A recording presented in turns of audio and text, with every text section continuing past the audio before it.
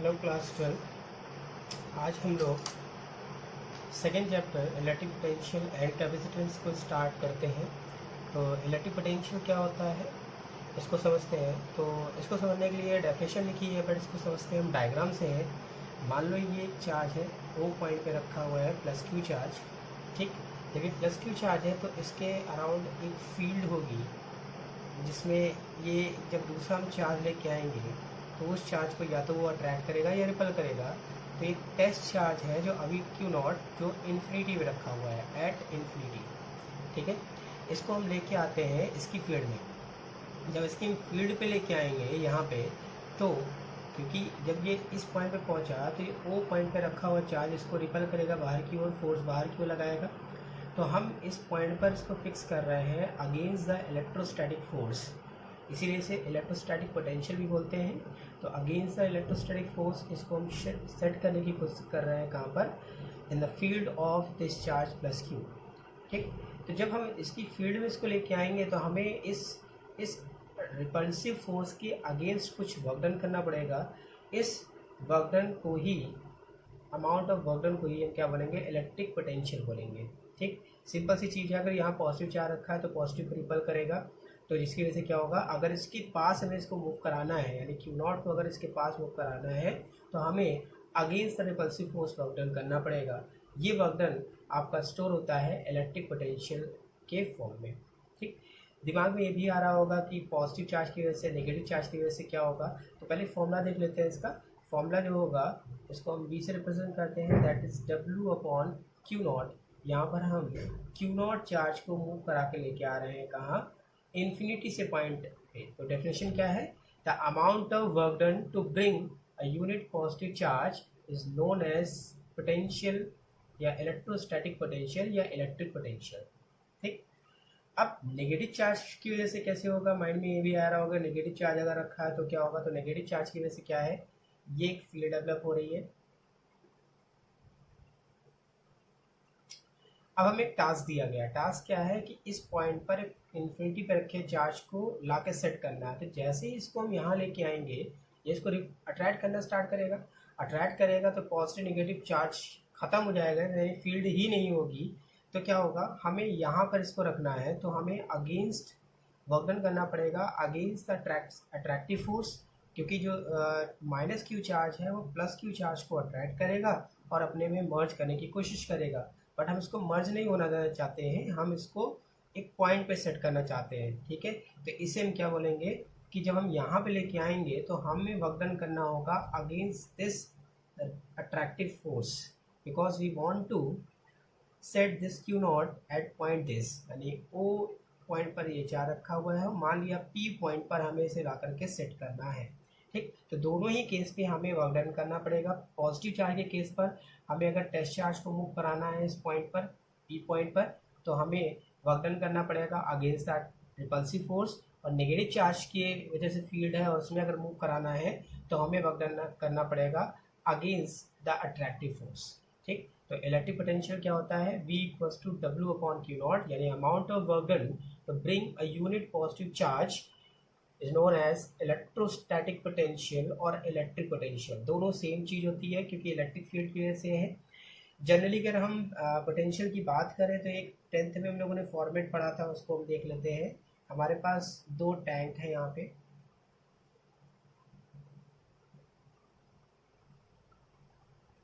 these are two tanks,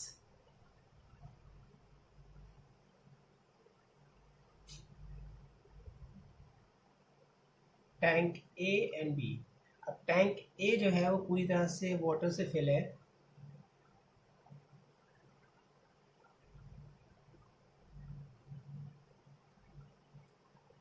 जबकि tank B में a very little amount, यानी bottom पे पानी है, ठीक।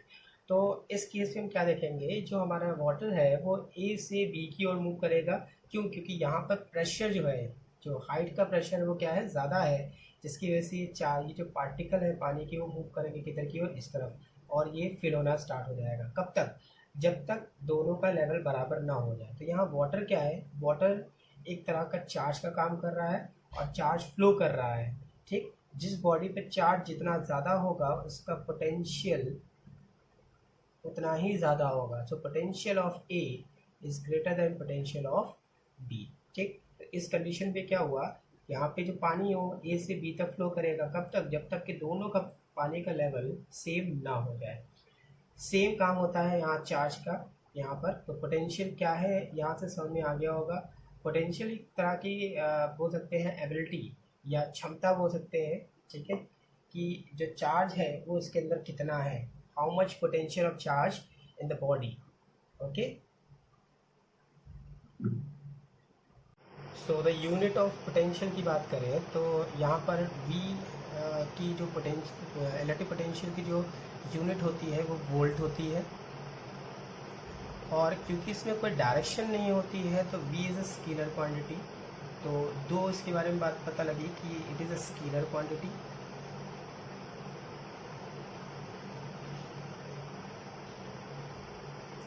And second thing is the unit is volt.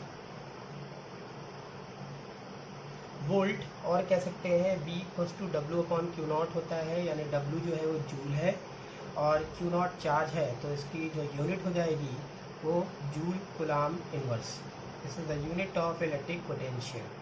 Okay, अब अगर potential due to positive charge है तो पॉजिटिव पोटेंशियल होगा और ड्यू टू नेगेटिव चार्ज है तो नेगेटिव पोटेंशियल होगा। ठीक है, यानी electric potential due to positive charge is positive and electric potential due to negative charge is negative.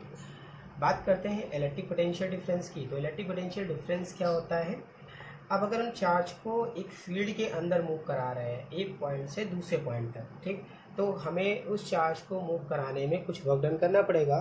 ठीक, अब ये work done against the electrostatic force होगा। तो ये हम क्या करेंगे, इसको समझते हैं। जैसे एक चार्ज रखा हुआ है पोजीशन ओ पे, दैट इज क्यू, और इससे कुछ डिस्टेंस पे मान लिया एक पॉइंट है ए जहाँ पर एक टेस्ट चार्ज रखा हुआ है। अभी Q इस टेस्ट चार्ज को रिपल करेगा कुछ इस डायरेक्शन में। इस चार्ज को हमें मूव कराना है पॉइंट B तक। लेट किया पॉइंट A पर इसका पोटेंशियल VA है, यानी the potential applied due to plus Q charge on Q0 charge is VA। अब जैसे ही इस चार्ज को मूव कराएंगे पॉइंट A से B की ओर, तो हमें जितने ज़्यादा, यानी यहाँ जितना ज़्यादा हम पास जाएंगे उतना ज़्यादा हमें against this repulsive force work done करना पड़ेगा। तो कुछ टाइम बाद चार्ज को मूव कराकर कहाँ ले जाते हैं, इस B पॉइंट पर। B पॉइंट पर रेड किया कि इलेक्ट्रिक पोटेंशियल कितना हो जाता है, VB हो जाता है। ठीक, तो यहाँ चीज़ समझ में आती है कि किसी भी चार्ज जिसकी वजह से फील्ड डेवलप हो रही है, जितना ज़्यादा हम पास जाएंगे, ठीक है, उतना ज़्यादा against the electrostatic repulsive force. अगर पॉजिटिव चार्ज है तो रिपल्सिव और नेगेटिव चार्ज है तो अट्रैक्टिव, क्योंकि हमें एक पॉइंट पे सेट करना है। ठीक, तो उतना ज़्यादा हमें वर्क डन करना पड़ेगा। यानी B पॉइंट पर जब हम पहुँचेंगे तो वहाँ पर potential and as compare to A क्या होगा, ज़्यादा होगा। तो हम कह सकते हैं VB is greater then VA। So the amount of work done to move a unit positive charge from one point to another point inside the electric field is known as electric potential difference. तो electric potential difference equal to work done upon charge. तो यहाँ बात करें तो electric potential क्या हो रहा है, पोटेंशियल डिफरेंस बिटवीन दिस। अगर दो पॉइंट के बीच में हमें डिफरेंस निकालना हो तो बड़ी वैल्यू से हम छोटी वैल्यू को माइनस करते हैं। तो पोटेंशियल एट पॉइंट बी क्या है, ग्रेटर है पोटेंशियल एट पॉइंट ए से, तो वी ए माइनस होगा यहाँ पर, that is V B minus V A equal to W upon Q0. This is the formula for electric potential difference when we move a unit positive charge from one point to another point.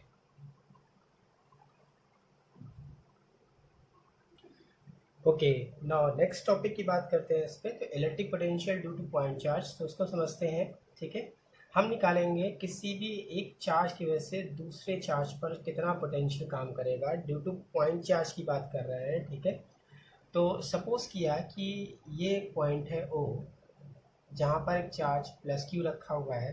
ठीक, इससे कुछ distance पे, मान लिया कि distance x पे एक point है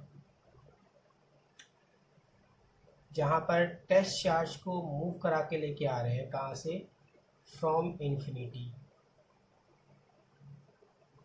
ओके, फ्रॉम इन्फिनिटी।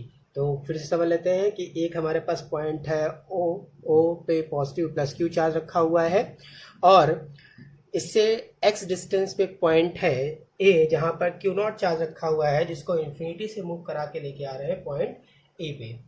ठीक, this this and this infinity से लेके आ रहे हैं। तो जब पॉइंट ए पर पहुंचेगा तो पॉइंट ए वो पॉइंट है जहां से इस चार्ज की इलेक्ट्रिक फील्ड स्टार्ट होती है, यानी कि ये इस पर एक रिपल्सिव फोर्स लगाएगा, बाहर की ओर, तो ये रिपल्सिव फोर्स ये जाएगा।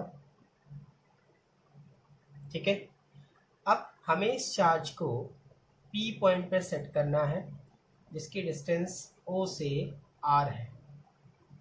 यानी इन शॉर्टली हमें इस चार्ज क्यू नॉट को मूव करा के लेके आना है इन्फिनिटी से पॉइंट पी पर। ठीक, तो जब इसको हम पॉइंट ए पर लेके आएंगे तो इस पॉइंट ए पर इसके यानी पॉजिटिव प्लस क्यू चार्ज की वजह से एक फोर्स काम करेगा। वो फोर्स होगा according to Coulomb's law, the force at P due to plus Q charge F equal to 1/4 pi epsilon naught Q naught upon x square. Equation first. अब let किया कि ये पार्टिकल यानी कि जो टेस्ट चार्ज है, इसको हम स्मॉल डिस्टेंस मूव कराते हैं पॉइंट ए से बी पर, जिसकी स्मॉल डिस्टेंस कितनी है, dx है।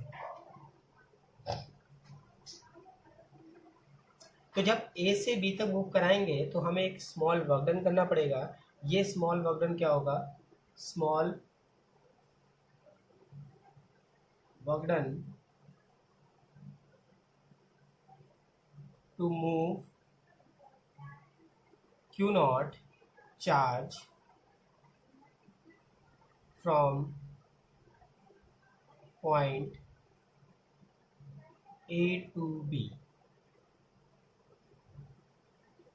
तो ए टू बी पॉइंट पे मूव कराने के लिए स्मॉल वर्क डन कितना होगा, d W equals to F dot d x. Why, because x F एक वेक्टर क्वांटिटी है और डी एक्स भी क्या है, हमारी वेक्टर क्वांटिटी है। अब यहाँ अगर हम ध्यान से देखें, वर्क डन में पड़ा है एफ डॉट डी एक्स यानी एफ डॉट एस। अगर हम यहाँ ध्यान से देखें तो फोर्स की डायरेक्शन जा रही है ये, जबकि डिस्प्लेसमेंट करा रहे हैं इधर, यानी दोनों एक दूसरे के अपोजिट है। यानी फोर्स आपका ये जा रहा है तो डिस्प्लेसमेंट आपका ये जा रहा है। Both are opposite to each other and they are making angle 180। तो जब डॉट हटता है तो आता है कॉस, तो F D x cos theta यानी 180। कॉस 180 की वैल्यू होती है -1, तो ये हो जाएगा F D x.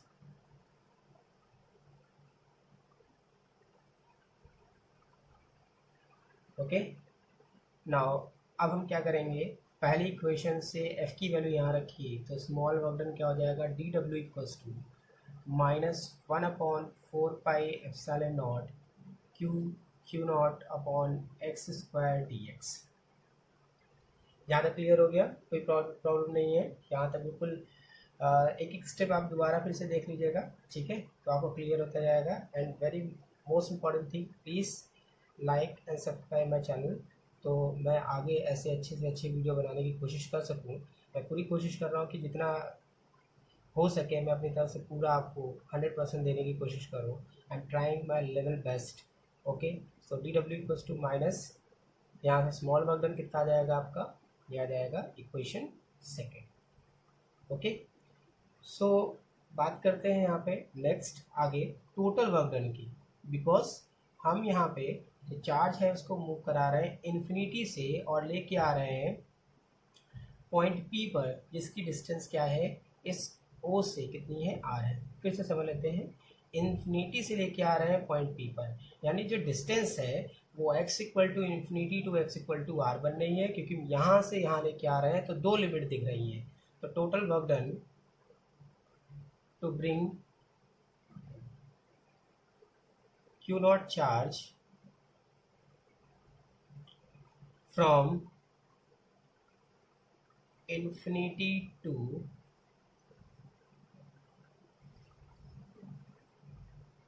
point P,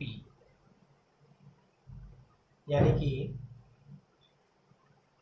x equal to infinity to x equal to r. Now the total work done W equals to integration dW, that is integration x equal to infinity to r and minus 1 upon 4 pi epsilon naught q naught upon x square dx. कुछ नहीं किया है, ये dw की value पूरी यहाँ put करी हमने, और क्योंकि यहाँ पे वेरिएबल x है, एक्स स्क्वायर वेरिएबल होगा, बाकी ये पूरा सब क्या होगा कांस्टेंट, लिमिट भी x के टर्म में चल रही है, तो क्या हो जाएगा यहाँ से minus Q naught upon 4 pi epsilon not, क्योंकि इंटीग्रेशन का रूल होता है जिसके रिस्पेक्ट में हम इंटीग्रेट कर रहे होंगे, केवल वो आपका इंटीग्रेशन साइन के अंदर होगा, बाकी कांस्टेंट टर्म इंटीग्रेशन साइन के कहाँ हो जाता है, बाहर हो जाता है। तो यहाँ बचेगा 1 upon x square d x, इसको हम और लिख सकते हैं minus Q naught upon 4 pi epsilon not integration x की पावर माइनस 2, और लिमिट यहाँ चल रही है इन्फिनिटी टू आर और डी एक्स। ये नीचे 10 को पावर ऊपर लेगा, क्योंकि इंटीग्रेशन में ऐसा कोई फॉर्मूला नहीं होता है कि इंटीग्रेशन 1 अपॉन एक्स स्क्वायर का समथिंग लाइक कोई फॉर्मूला ऐसा हो, तो इसलिए इसको हम ऊपर ले गए, क्योंकि हमने एक फॉर्मूला जरूर पढ़ रखा है इंटीग्रेशन का, जो है इंटीग्रेशन एक्स की पावर एन डी एक्स, ये होता है एक्स की power n plus one upon n plus one plus c. अब क्योंकि यहाँ पर डेफिनेट इंटीग्रेशन है तो ये सी कांस्टेंट नहीं आएगा, जब डेफिनेट इंटीग्रेशन नहीं होता है तो सी कांस्टेंट आता है, जिसे हम इंटीग्रेशन कांस्टेंट बोलते हैं। तो इसको जब करेंगे इंटीग्रेट तो ये हो जाएगा Q naught upon 4 pi epsilon not, और